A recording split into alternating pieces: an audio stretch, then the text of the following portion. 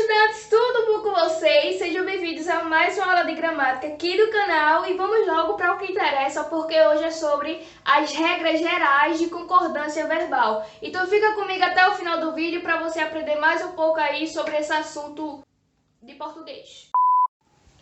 Antes de você saber sobre as regras gerais, é necessário saber o que é concordância verbal, mas não fica muito estressado não, que vai ser rapidinho. Concordância verbal vai exigir a concordância entre o sujeito e o verbo, mais necessariamente entre o núcleo do sujeito. É mais uma questão de quem é mais importante do que quem aí. Então, o sujeito ele vai ser mais importante do que o verbo na frase. Por quê? Porque é ele quem vai impor a concordância. Entendeu? Então, se o sujeito tiver lá, se o sujeito for composto e tiver no singular, então o verbo vai ter que se virar para concordar com ele, independente do que for. O verbo vai ter que concordar com o sujeito. Então, mas é uma questão de quem manda e quem. E dessa vez, o sujeito é quem vai mandar no verbo. Primeira regra, a gente precisa saber que tem o sujeito simples e o sujeito composto. E para isso, a gente precisa saber que o que deixa o sujeito composto é a quantidade de núcleos, ou seja, se a frase ela tiver 2 ou mais núcleos, então necessariamente o seu sujeito vai ser um sujeito composto. Agora, se ela tiver apenas um núcleo, vai ser um sujeito simples. Primeiras regras do sujeito simples, que se o sujeito ele estiver no singular e for simples, o verbo necessariamente vai ter que ir para o singular. Olha essa frase. A vida tem uma só entrada, a saída é por 100 portas. Ou seja, tem aí, e ele está no singular. E necessariamente o verbo ser, conjugado na terceira pessoa do singular, que está aí grifado para vocês, ele também vai estar na terceira pessoa do singular, concordando com o núcleo do sujeito.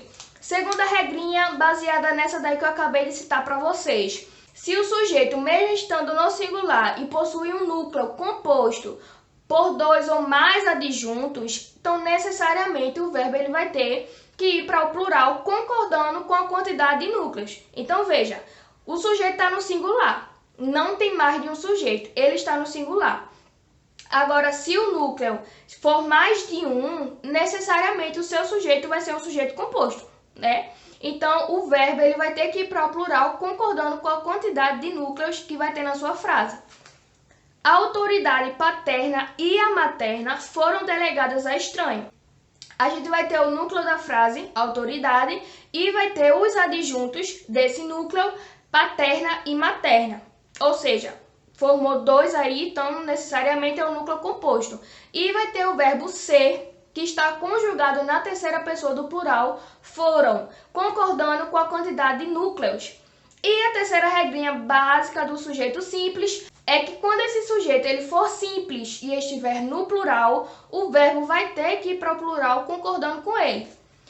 Os vícios corrompem até o melhor dos monges. A gente tem o verbo corromper, que está no plural, e também tem o sujeito simples, que é os monges, um concordando com o outro. Se o seu sujeito ele for composto, agora a gente já está na parte do sujeito composto. Se ele for composto, o seu verbo normalmente vai para o plural, não tem nem o que questionar. Ele é composto, joga o seu verbo ali lá no plural, coloca o S, porque é justamente o que eu já expliquei para vocês. Se tiver mais de um núcleo, o seu sujeito ele vai ser identificado como um sujeito composto. Como é que eu percebo isso? Olha só essa frase.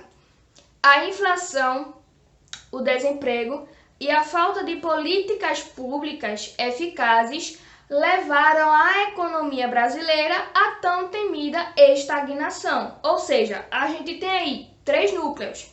A inflação, o desemprego e a falta de políticas públicas, o que deixa o sujeito composto. Agora preste atenção, porque eu vou falar algumas exceções que vão ocorrer na gramática nesse assunto de concordância verbal. Porque vai haver casos que você vai pensar que o seu verbo vai estar no plural, porque tal palavra também está no plural. Sendo que essas exceções são justamente para os verbos que vão ficar no singular, independentemente do que aconteça. Vê só.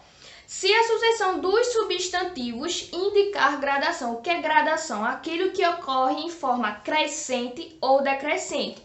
Se acontecer alguma coisa e tiver lá especificando detalhes de crescente ou decrescente, tipo 1, 2, 3, 4, 5, o seu verbo, independentemente, vai ficar no singular. Exemplo, João já foi criança, já foi bebê, criança, adolescente, jovem, idoso, enfim. Você percebeu que está indicando uma crescente aí, né? Uma ordem crescente. Então, vê só. A censura, a autoridade e o poder público inexorável, frio, grave, lá estava. Ou seja, tem aí uma ordem crescente de substantivos e detalhes, substantivos, tá? Então, a gente tem uma ordem crescente de substantivos e o verbo estar continua. Segunda exceção, se tratar de substantivos sinônimos, o verbo vai continuar no singular, independente de qualquer coisa. Se for substantivo sinônimo ou coisa do tipo. Exemplo, o ódio e a guerra que declaramos aos outros nos gasta e nos consome. Ou seja, a gente tem esses dois termos, ódio e guerra, e vamos ter o verbo gastar, que está na terceira pessoa do singular. Terceira exceção, se o segundo substantivo da frase exprimir algum resultado ou alguma consequência em relação ao primeiro substantivo, o seu verbo vai ficar no singular, independentemente se estiver lá duas consequências, que indica que seja alguma coisa composta, né?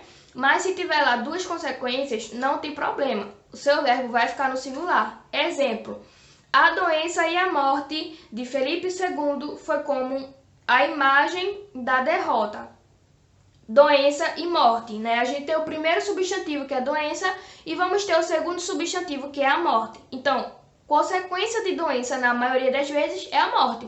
Então, o segundo substantivo está expressando uma consequência do primeiro, o que necessariamente deixou o verbo ser no singular, que é o verbo aí foi. E a quarta e última exceção é que o verbo ele vai ficar no singular se os substantivos juntos formam uma única noção, uma noção básica, ou seja, algo óbvio, uma palavra que foi colocada ali só para reforçar o que já foi dito. Exemplo, o fluxo e o refluxo das ondas nos encontra. A gente sabe o significado da palavra fluxo.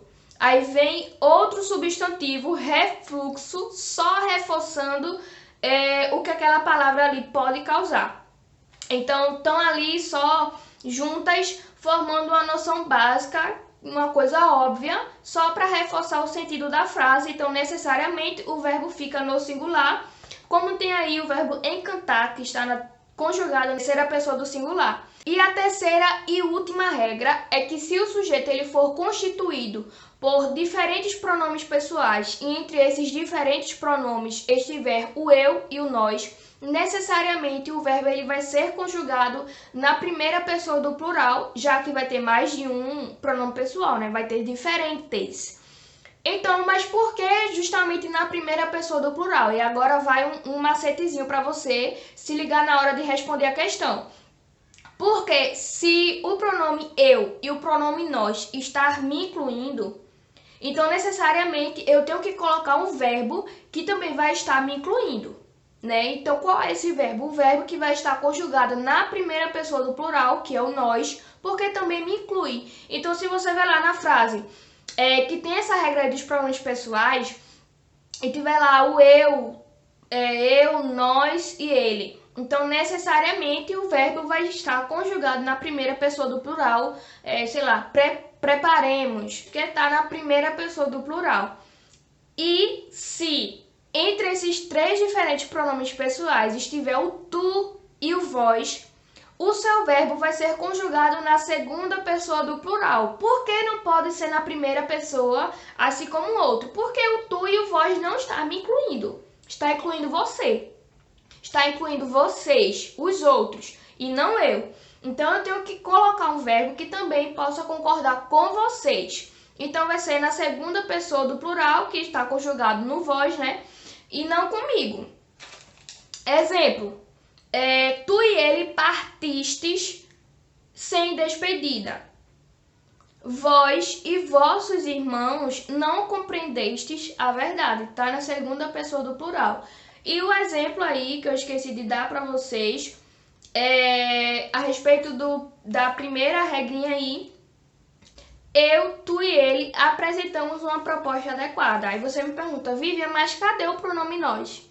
E não tem aí na frase. Aí você vai ter que usar uma questão de lógica, né? Porque se já tem o pronome eu, tem o pronome tu e tem o pronome ele, então nós apresentamos uma proposta adequada. Tem tanto eu quanto nós de forma escondida aí. Então você vai ter que prestar atenção também nisso daí. E é isso, estudantes, o vídeo de hoje termina por aqui. Já falei para vocês sobre as regras gerais, sobre a concordância verbal. E se você chegou até aqui, não esqueça de se inscrever, porque eu também vou estar postando a aula 2 sobre esse assunto, que é sobre as regras especiais. E para você não perder, não esquece também de ativar o seu sininho para ficar de olho nos próximos conteúdos que eu vou estar postando por aqui. Não esquece de compartilhar esse vídeo com mais um amigo seu para que o nosso time de estudantes cresça. E também não esquece de comentar o que você achou do vídeo. Se restou alguma dúvida, se você não entendeu alguma coisa, eu vou tentar te ajudar de alguma forma. Também não esquece de deixar o seu like para que o YouTube entenda que você gostou desse tipo de conteúdo e quer ficar recebendo mais. É isso, estudante. Até o próximo vídeo. Bye, bye.